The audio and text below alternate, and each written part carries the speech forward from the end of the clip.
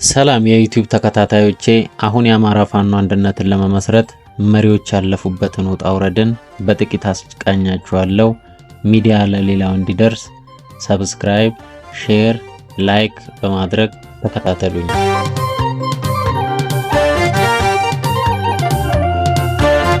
የጀግኖቹ ቀጠሮ በወረሃ ሚያዝያ። ምንም እንኳን ወረሃ ሚያዝያ አስፈሪው የበጋ ሙቀት አልፎ ምድር የምትለመልምበት የበልግ ወራት ቢሆንም የበጋው ሙቀት ግን እንደተጠበቀው ወቅቱን ጠብቆ ማለፍ አልቻለም። ቢሆንም ከአራቱም አቅጣጫ የአማራ ጀግኖች፣ ዘመኑ ያፈራቸው የፖለቲካ ምሁሮች፣ የጦር ገበሬዎች ዘመቻ አንድነትን በማወጅ የተዘጉ መስመሮችን በማስከፈት የማይቀርበት ቀጠሮ አለባቸው። ጉዞውን በከፍተኛ ምስጢር ታጅቦ ቀጥሏል።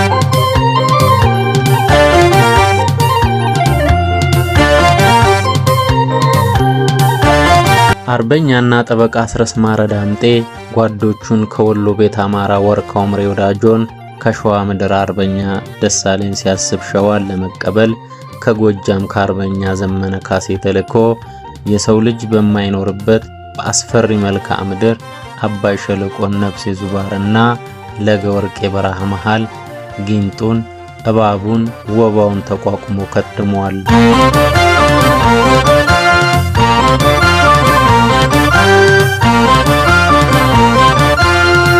የአማራን ሰቆቃ ቆሜ ከማይ ሞቴን መርጣለሁ ብሎ ከሞቀው ቤቱ ከሚወዳቸው ልጆቹና ከተከበረው ሙያው ዱር ቤቴ ብሎ የተለየው ትሁቱ የፖለቲካው ሊቅ አርበኛ አስረስ ማረ ዳምጤ በዛ ዝቅተኛ መልክዓ ምድር ከ48 እስከ 52 ዲግሪ ሴልሺየስ ሙቀት በሚመዘገብበት ሐሩር የእነፍሴን በረሃ ለሁለት እየከፈለ ይምሩቢያን እና ጉዚን ቁራሪትን እና ዙብራን ቁንዲን ረግጦ ቀጠናውን የአባይ ሸለቆ ብርጌድን በመያዝ ከጥላት በማጽዳት በትግስት ጓዶቹን ለ37 ቀናት ጠበቀ።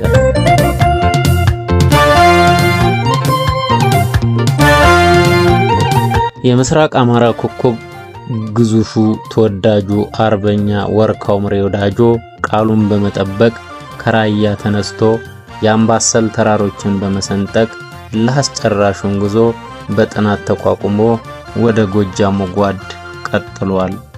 ያፈጣኝ ጊዜ በረሃብ ከደከሙ ጉልበቶች፣ በሙቀት ከዛሉ ክንዶች፣ በወባ ህመም ከተጎሳቆሉ ሰውነት በኋላ በስኬት ጓዶቹ በአባይ በረሃ ተገናኙ። የተቀደሰች ዕለት። በዛች ዕለት የጓዶቹ ደስታ፣ ጽናት፣ አማራዊ ወንድማማችነትና ዝናብም የታየበት ዕለት። ተመስገን።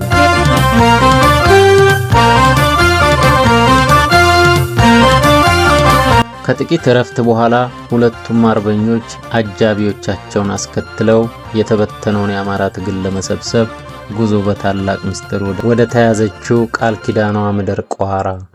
ፊልም የሚመስል እውነት በበረሃ መሃል ጉዞ፣ ተራራን አልፎ ተራራ፣ ገደልን ሰንጥቆ ገደል፣ ብዙ ቀን ብዙ ሌሊት።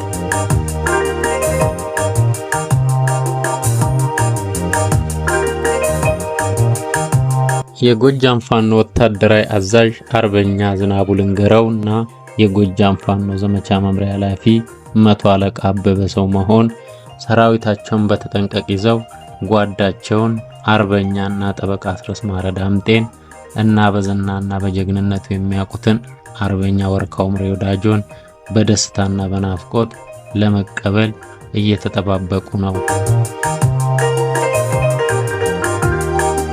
ከ14 ሰዓታት ጉዞና ከብዙ ትግስት በኋላ ተገናኙ።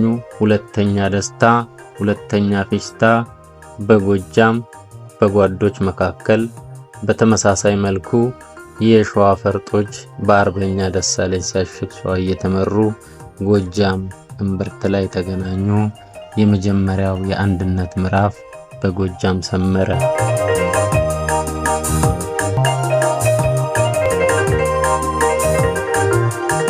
አርበኛና ጠበቃ አስረስ ማረ ዳምጤ የተበተነውን የአማራን አብዮት ለመሰብሰብ በብዙ የተጋ የፋኖን ትግል በተለያየ ሚዲያ ለኢትዮጵያንና ለዓለም ያስረዳ ስትራቴጂዎችን በማውጣት በማሰልጠን የጎጃምን ፋኖ በህቡ ያደራጀ ታታሪና በሳል ፖለቲከኛ በመሆኑ ከአራቱም የአማራ ግዛት መሪዎችን ለማገናኘት አደራ ተጥሎበት ከወሎ ቤተ አማራ እና ከሸዋ የመጡትን መሪዎች ከፊት ሆኖ እየመራ ጎጃምን አቋርጦ አጤ ቴዎድሮስ ሀገር ጎንደር ገባ።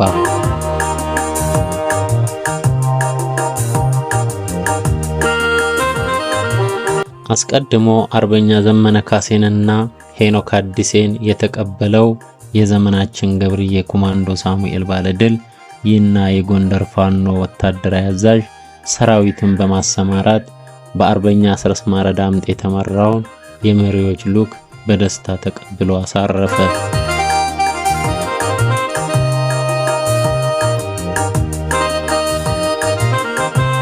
ከቀናት ረፍት በኋላ ኮማንዶ ሳሙኤል ባለድል አስቸጋሪ በሆነ መልክዓ ምድር መካከል መሪዎቹንና ሉኩን እየመራ ወደ ተሞሸረችው የዘመናችን የአማራ ታጋዮች ቃል ኪዳኗ ምድር ቋራ ደረሰ።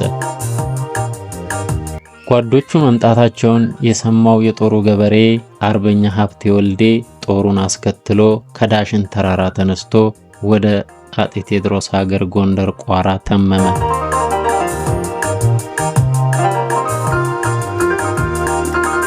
የአማራን አብዮት ያቀጣጠለው የጎጃምን ፋኖ አንድ ያደረገው የአማራን ትግል ለመጥለፍ የታገሉ ሰርጎ ገቦችን የበታተነ የአማራን ትግል አንድ እንዲሆን በአሸናፊነትም እንዲጠናቀቅ ተግቶ የሰራ የበላይ ትንፋሽ ዘመነ ካሴ የአማራን አንድነት ለማብሰር የቃል ኪዳናቸው ቦታ ቋራ ለመገኘት የቀደመው አልነበረም።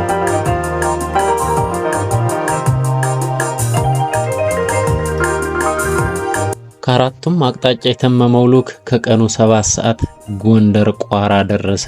ተሰባሰቡ። ከፍተኛም ደስታ ሆነ። መሪዎች በሰከነ መንፈስ ወንድማማችነት በአማራ ጨዋነት መከሩ፣ ተሿሿሙ፣ ተስማሙ።